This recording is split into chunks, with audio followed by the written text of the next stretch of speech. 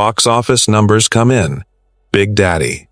$234 million worldwide.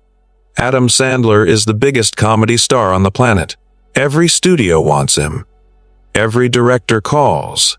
He can do anything. And then he does something nobody expected. He starts making films that lose money. Badly. Critics destroy him. Audiences turn on him. Hollywood quietly starts writing him off. The man who owned the box office in the 90s becomes the punchline of the 2000s. But here's what nobody saw coming. Adam Sandler didn't just survive it.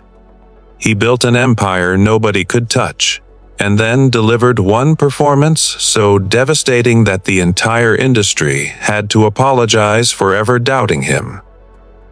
Stay with me, because this story goes much deeper than Happy Gilmore, early 2000s. The reviews are brutal. Little Nicky, Mr. Deeds, 8 Crazy Nights.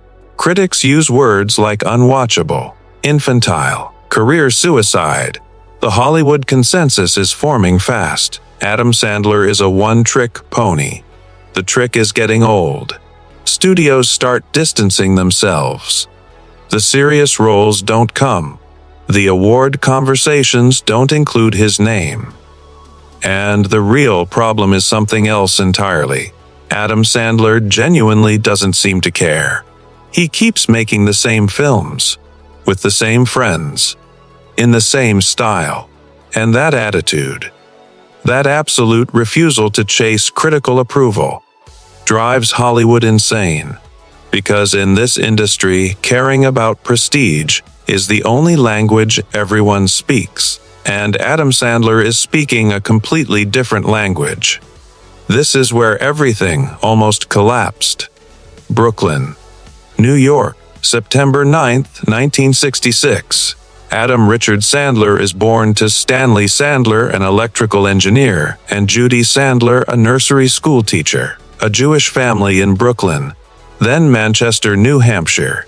Middle class, warm, loud, full of laughter. Adam is the class clown from day one.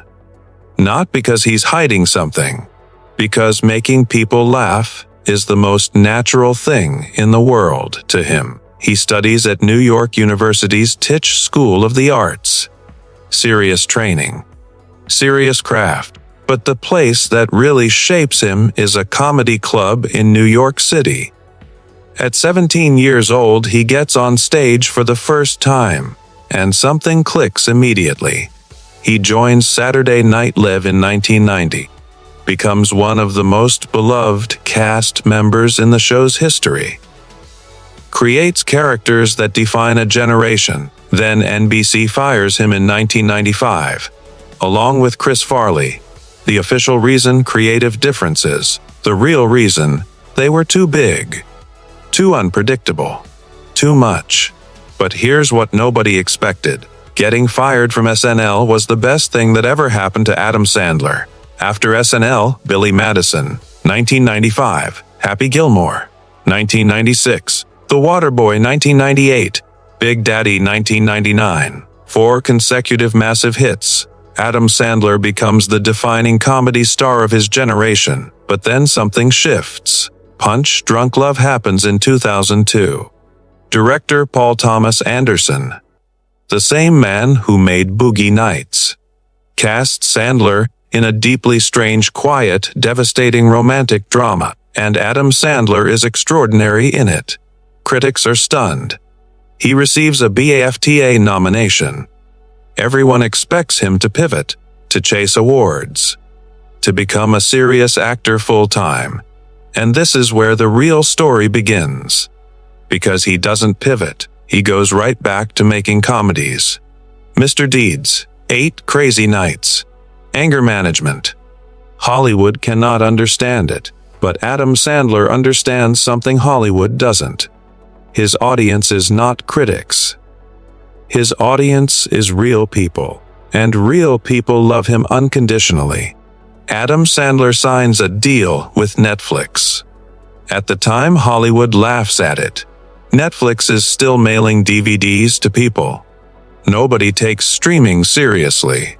Adam Sandler sees something different. He builds Sandler Productions into a machine. Film after film after film on Netflix. The Ridiculous Six. The Do-Over. Murder Mystery. Numbers that traditional Hollywood cannot comprehend. Murder Mystery 2 becomes one of the most watched films in Netflix history. 345 million hours viewed in its first month.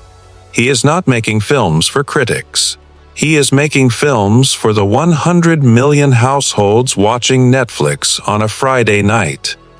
And the money is staggering. His Netflix deal is reportedly worth over $350 million. The punchline of the 2000s builds a streaming empire in the 2010s. But here's what nobody expected next. Director Josh Safdie and Benny Safdie come to Adam Sandler with a script. Uncut Gems. A film about a New York City jeweler and gambling addict spiraling toward inevitable destruction. It is aggressive, relentless, anxiety-inducing.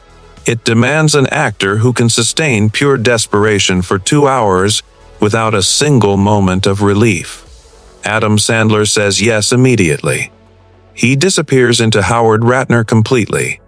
The performance is electric, terrifying, heartbreaking, real in a way that feels almost dangerous to watch. Uncut Gems opens December 2019. Critics call it one of the best films of the year. Adam Sandler's performance is called a revelation. A masterpiece. The best acting of 2019 by multiple major publications. And then the Oscar nominations are announced. Adam Sandler is not on the list.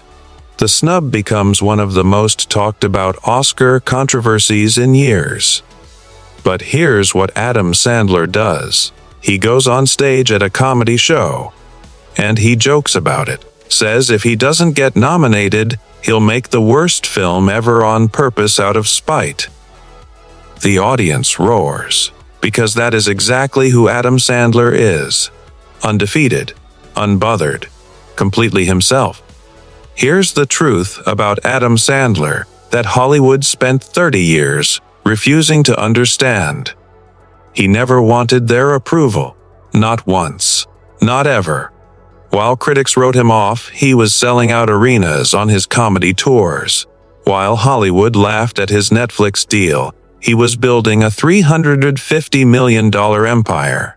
While awards shows ignored him, he was making films that 100 million people chose to watch on a Friday night, instead of going outside.